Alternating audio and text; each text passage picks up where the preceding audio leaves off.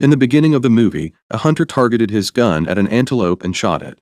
The antelope fell down as the hunter shot it. The hunter with his fellow hunters thought that the antelope was dead and came closer to it. They discussed what they will do with the antelope, and as they were discussing it, the antelope stood up immediately and ran away. The hunter that shot it earlier wanted to shoot it again but couldn't target it, so he ran after it. His fellow hunters told him to leave the antelope, but he said that he wants to kill it at once so that it won't suffer.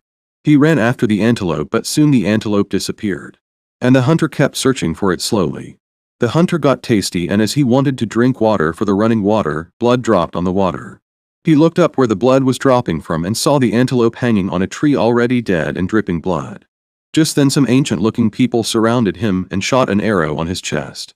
On the next scene, two siblings Sierra and Rock lost their mother. After the burial, the man with them told them that they will be fostered by other people since they cannot take care of themselves. Sierra protested and said that she can take care of her brother, but the man refused.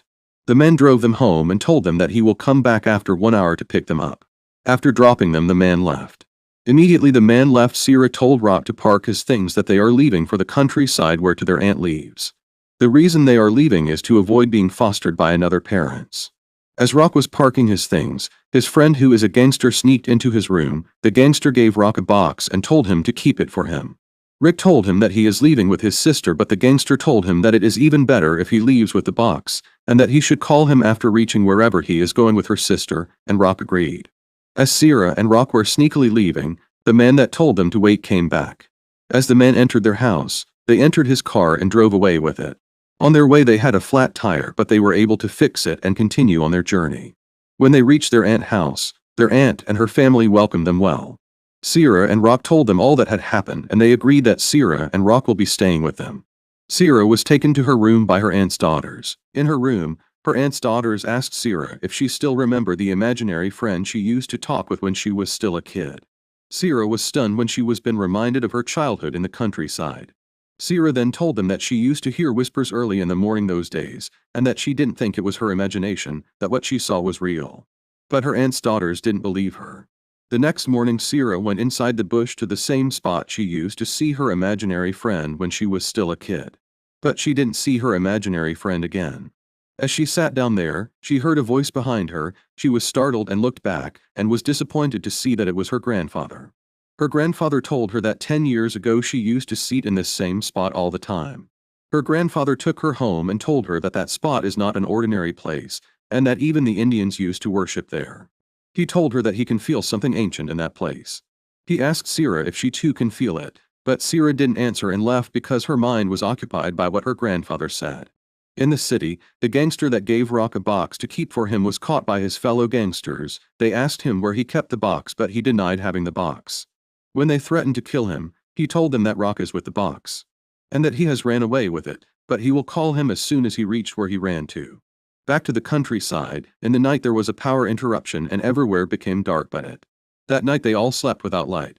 The next morning, Sierra went to the spot she met her imaginary friend again. As she stepped into that spot she saw a boy dressed in an ancient clothes. She was shocked and ran back a little.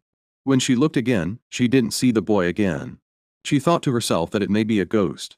She picked up a stick and walked into that spot again. As she was walking forward, a voice sounded behind her asking her what she is doing here. Sierra turned back and it was that same ancient dress boy. The boy took her to be a spy from their enemy. He wanted to kill her, but he asked Sierra her name first. Sierra answered, and the boy was stunned. He dropped his weapon and asked her if she really is Sierra, and Sierra nodded. The boy told Sierra that his name is Dylan, and that he chose this place as his duty post, hoping that he will see him again. Sierra remembered that Dylan is the name of her childhood imaginary friend. She couldn't believe that the supposed imaginary friend is right before her again. Sierra ran back home, straight to her room and locked the door. She sat on her bed and cried. Later that morning as they were taking their breakfast, Sierra heard his auntie and uncle discussing that researchers are coming to research that spot she met Dylan. Sierra ran out from the dining and went straight to where she met Dylan. There she saw Dylan again. Dylan was happy to see Sierra. He asked Sierra why he hasn't seen her for a long time, and Sierra answered that they moved away. Sierra was emotional as she told Dylan that she thought he doesn't exist and was just her imagination. She asked Dylan who exactly he is, and Dylan introduced himself as Dylan, a warrior from the Kenai Empire. From Dylan's introduction, Sierra realized that Dylan and his people were the people recorded in a history book she has read. and that they were from the past. She told Dylan that he is from the past, but Dylan didn't believe her and asked her how sure she is.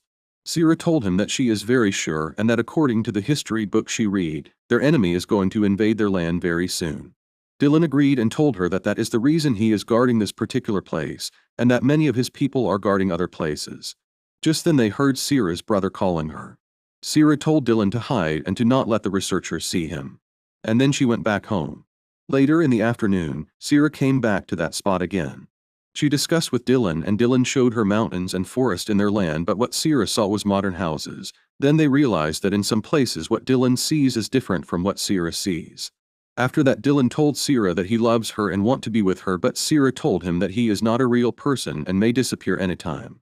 That night in Sierra's auntie's house, the Eliminate, which are the enemies Dylan mentioned earlier, sent spy to monitor Dylan's people, but the spy came to Sierra's auntie's house. As he was spying Sierra's auntie's house, her daughter saw him. His face scared her and she shouted and started crying. The rest of the people in the house gathered and consoled her. The next day, Sierra went to Dylan and told him about the spy from the Eliminate. After listening to her, Dylan told her that it means that the Eliminate will attack anytime from now. He gave Sierra a small trumpet and told her to blow the trumpet if the Eliminate start attacking while he is away to persuade his people to send their army. After that he went away. Rock, Sierra's brother who secretly followed Sierra into the bush, was secretly following Dylan when the Eliminate captured him. Sierra went to her grandfather and told him about the Eliminate invasion, but her grandfather didn't believe her. Rock as well as another slave captured by the Eliminate were asked by the Eliminate to show them where they will find food, but the two of them managed to escape from the Eliminate because the Eliminate are from the past and so they cannot move freely everywhere. More Eliminates came out and attacked them, and the slave told Rock to run while he fight the Eliminate. Dylan has already returned and told Sierra that his people didn't believe him when he told them that the Eliminate sent a spy. Just then Rock ran to them and told them about the people that captured him, and they all realized that the Eliminate has already started attacking. Dylan asked Sierra to blow the trumpet he gave her. But Vera couldn't find the trumpet. They started searching for the trumpet, and when they saw it, the Eliminate attacked and wouldn't let them blow the trumpet, but they later blew it. As they blew it, Sierra and all her families, including the slave of the Eliminate which she discovered that he is her father, went into hiding. After the trumpet was blown, Dylan's people came and fought the Eliminate. In the hiding place, Sierra and the rest can hear the sound of the fight. The next morning, they all came out from their hiding place. The fight was already over. They all reunited, but Dylan can't be together with Sierra, but he promised her that he will find out a way to be with her. The end.